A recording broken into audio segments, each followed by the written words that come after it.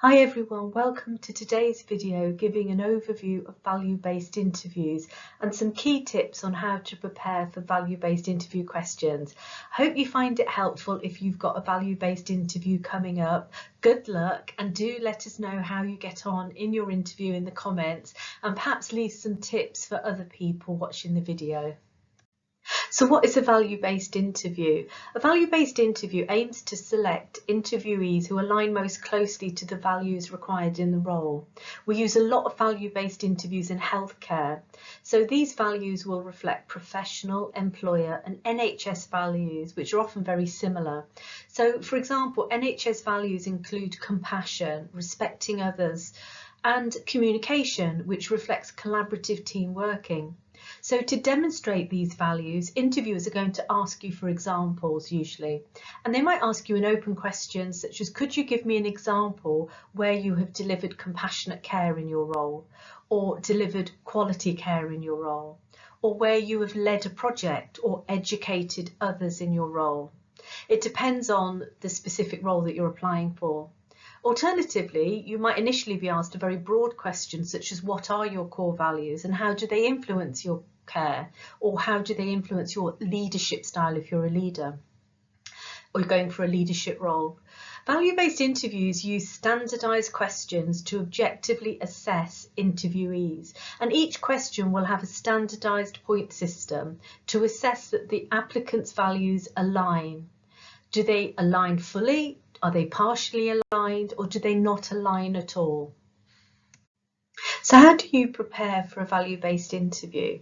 It's helpful to do some background preparation before your interview. Firstly, review the job description, as there will be key behavioural values within that role. What type of practitioner do they expect you to be? Do they expect you to be a compassionate practitioner? Do they expect you to be a safe practitioner, a team player, a transformational leader? So when reviewing the job description, read up on the key terms and review, are there any of these behavioural values listed in the job description? All health and social care employers will have employer values or a mission statement with core values. So again, review the employer website as part of your preparation. The employer values might also be stated on the job description too. And then also review the NHS core values. There is 6 core values which you can get on NHS websites, often referred to as the 6 C's, which are care, compassion, competence, communication, courage and commitment. So read up on those core values. This video is being released in March 2025, and there may be different values in the future, but the principle is the same. Look for NHS values and look on the key NHS Department of Healthcare websites. So a few value-based interview tips. If you are asked for one example from practice, you must listen to the question that you're being asked. Your value-based interview example should relate to you and the impact you made, not just what you observed others doing as a bystander in a situation. What did you influence in that situation? What did you lead? If you choose an example, you should choose the best example that you can think of and something that you made an impact in. You led something, you made a difference, and that will be a stronger answer than something you were just observing others doing. Also, don't talk broadly and generically about a topic area unless you're asked a very broad question. A classic mistake is that an interviewer asks the applicant to give one example, and the interviewee will talk very broadly about, say for example, compassionate care, and they'll talk about that they always provide compassionate care to all their patients. Now that's great, and they might explain what compassionate care is, but if they've asked you for one specific example, then they want one example where you show that you've provided compassionate care.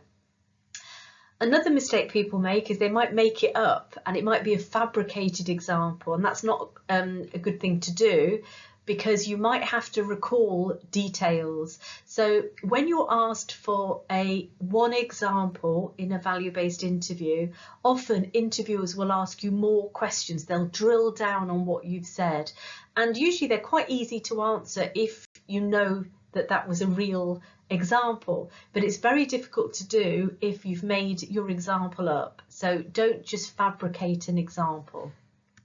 As part of your preparation for a value-based interview, it's helpful to prepare some examples, and the examples will depend on the values related to the role that you've applied for, because there's a wide range of roles out there.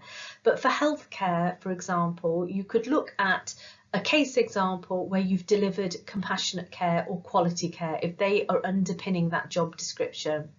It could be an example where you've implemented quality improvement or led a quality improvement project, or you might have participated in quality improvement. You could have delivered evidence-based practice, so an example where your practice is underpinned by evidence-based. All our care is underpinned by an evidence base, and they might ask for a specific example, or an example of teamwork or collaborative practice. And you might find that one really good example relates to 2 or 3 of these core values. So you might not need one example for each one of these. And then an example for leadership, management or organisation. An example where you've educated others, a colleague or patients, for example. And an example where you've dealt with and learnt from a challenging situation.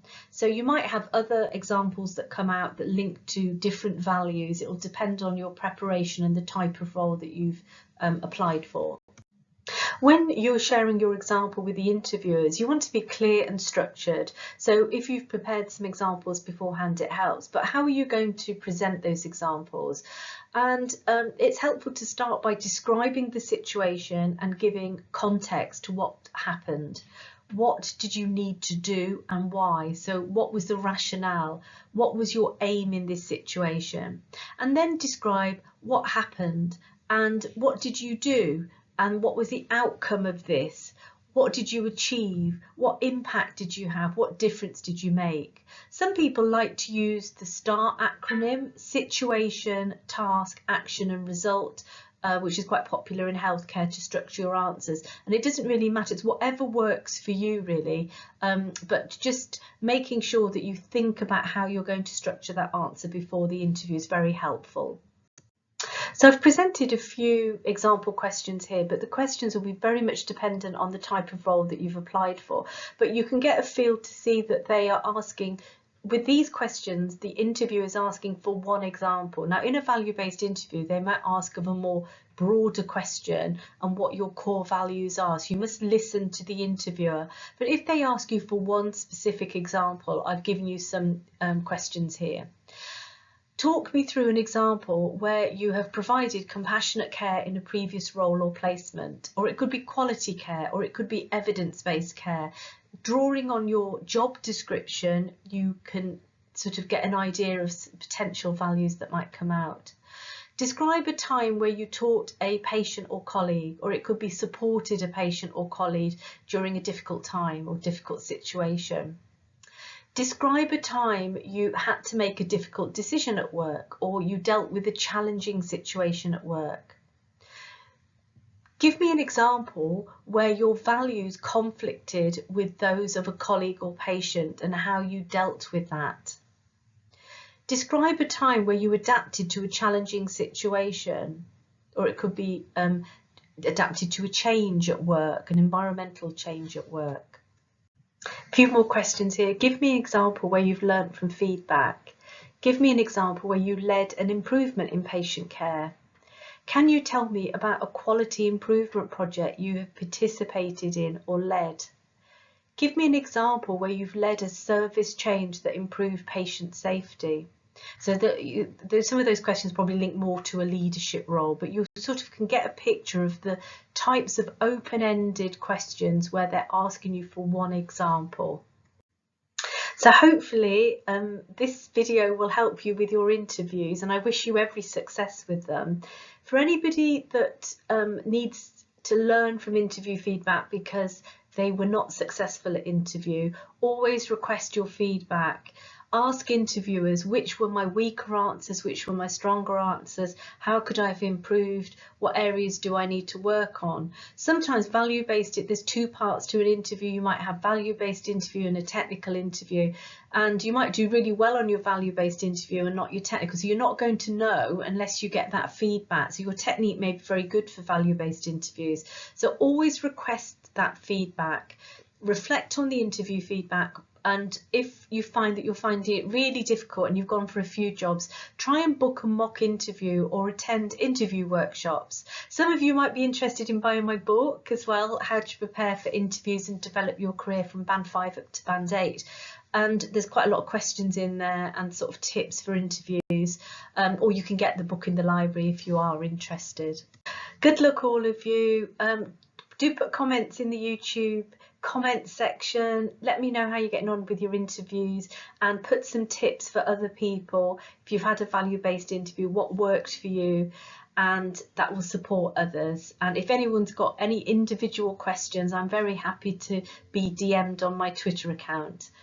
So good luck.